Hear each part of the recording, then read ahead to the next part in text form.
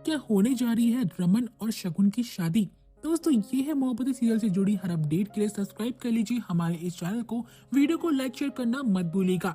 इस एपिसोड की शुरुआत में जहां पर कि अशोक लेटे हुए कॉल करता है शगुन को, जो कि यहाँ पर रमन के साथ एक होटल में होती है।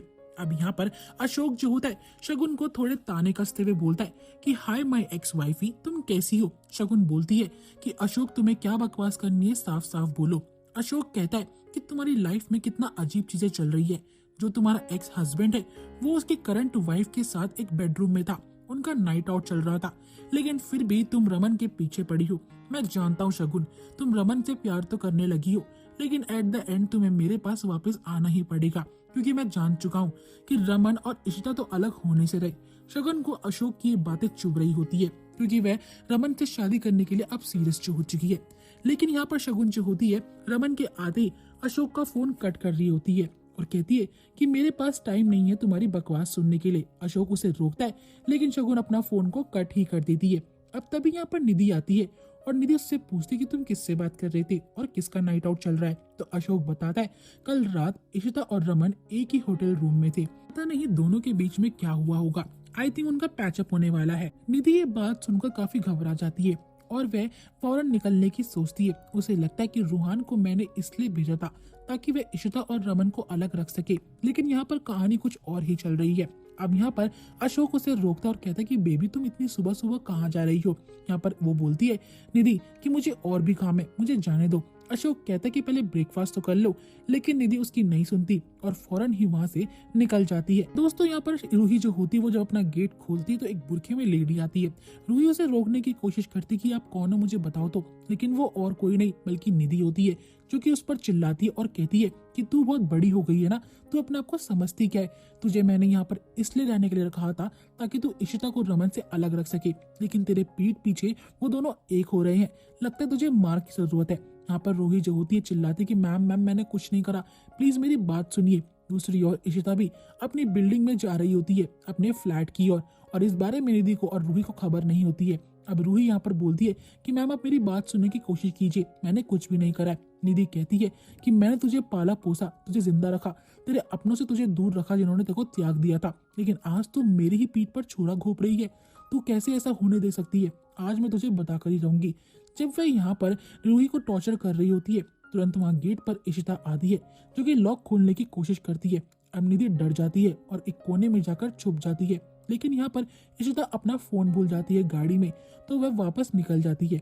अब निधि जो होती है रूही को एक बार फिर से डांटती और समझाती है कि अगर मेरे पीठ पीछे इशिता और रमन एक हुए तो मैं तुझे छोड़ूंगी नहीं, रातों रात तुझे स्टार बनाया है तो नीचे भी गिरा दूंगी। निधि की ये बातें सुनकर रूही काफी ज्यादा डर जाती है। अब निधि सोचती है इससे पहले कि इशिता घर के अंदर आए मुझे फौरन ही यहाँ से निकलना होगा, लेकिन अब वो देखती कि उसकी गाड़ी और इशिता की गाड़ी साथ में पार्क हो रही है और वहाँ पर वे इशिता को देख भी लेती है।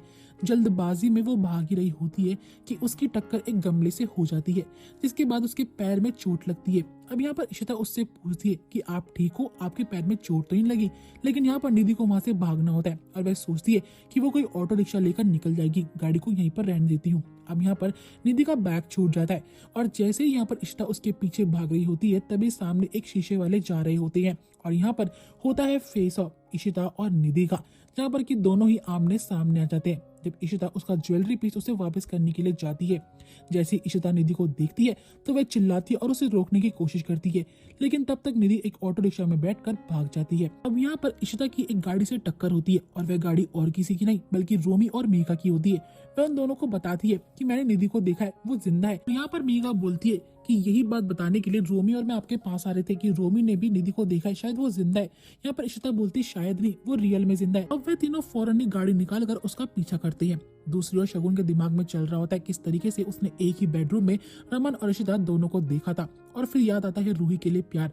अब वे नीलू को बुलाकर पंडित जी को बुलाती है और यहाँ पर सभी घर वाले सोचते हैं कि आखिरकार पंडित जी क्यों आए हैं। तो शगुन बोलती है कि मैंने पंडित जी को बुलाया है। रमन और घर वाले पूछते कि अभी क्यों बुलाया। शगुन बताती है कि रमन और मैं आज ही शादी करेंगे। अब रमन याद करता है मनी मन में इशिता का आना और शगुन को वादा करना। तो रमन बोलता है कि ठीक है, लेकिन यहाँ पर सिमरन और उसके पिता को एतराज होता है कि तोशी जी यहाँ पर नहीं है तो शादी कैसे कर सकते हैं। रमन कहते हैं कोई बात नहीं, मम्मी जब आएगी तो हम उनका आशीर्वाद ले लेंगे, शादी आज नहीं तो कल हमें करनी ही है। हालांकि रमन मन से खुश नहीं था, लेकिन शगुन जो है यहाँ पर लालची हो गई थी, उसे किसी तरीके से बस रमन की बीवी बनना था। अब यहाँ पर जैसे तैसे निधि बचकर आ जाती है अशोक खन्ना के घर पर। यहाँ पर वे बहुत ज्यादा घबराई हुई होती है, उसे लगता है कि इशिता अब उसे जगह जगह ढूंढेगी, उसका भांडा फूट ना जाए।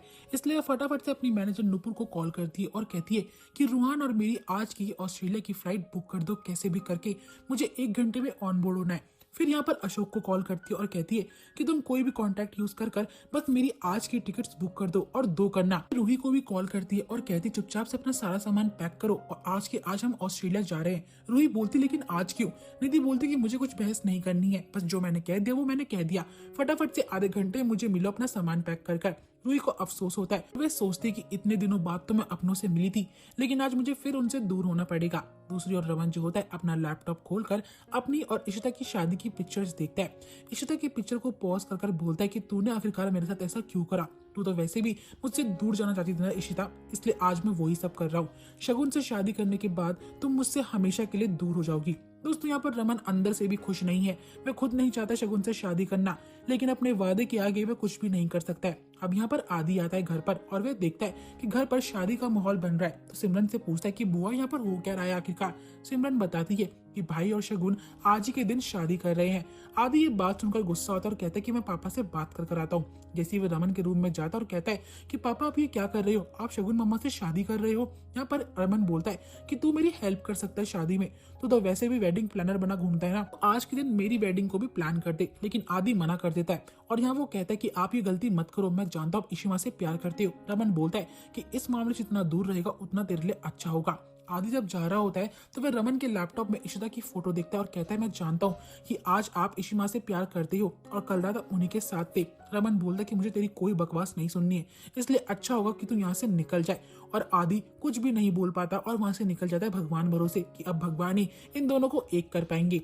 रमन दोस्तों अंदर से बिल्कुल ही टूटा हुआ होता है। दूसरी ओर रोमी, इशिता और मीका ये सोच रहे होते किस तरीके से हम निधि का पता लगाए। अब यहाँ पर उन्हें इतना पता था कि अशोक ने ही निधि को पनाह दे रखी है, इसलिए वह रोमी से बोलती है कि किसी कॉन्टैक्ट का जुगाड़ लगाओ जिससे कि हम निधि का पता लगा सके, क्योंकि अशोक तो मुंह पर मना कर रहा है कि उसने निधि को नहीं देखा। और यहाँ पर रोमी एक आदमी को कॉल करता है उसकी हेल्प के लिए।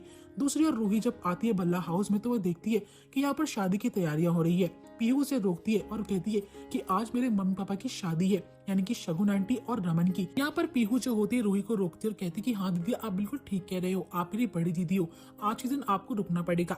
लेकिन रूही पूछती कि उनकी शादी क्यों हो रही है। पीहू बोलती कि मैं उनकी शादी के वक्त नहीं थी इसीलिए। तभी वहाँ पर रमन आता है और वह रूही को इन्विटेशन देता है कि तुम्हें भी इस शादी में आना चाहिए, अच्छा लगेगा।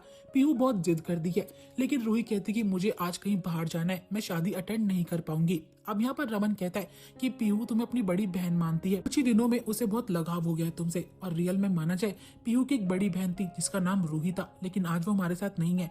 अच्छा लगेगा कि आज अगर तुम शादी के लिए रुक जाओगी। अब पीहू दोबारा रूही को जिद करती है तो रूही मना नहीं कर पाती है। और दोस्तों यहीं पे एपिसोड एंड हो जाएगा। आई होप आपको वीडियो अच्छी लगी होगी। दोस्तों वीडियो पसंद है तो वीडियो को लाइक शेयर करना मत भूलना एंड चैनल को सब्सक्राइब भी करें।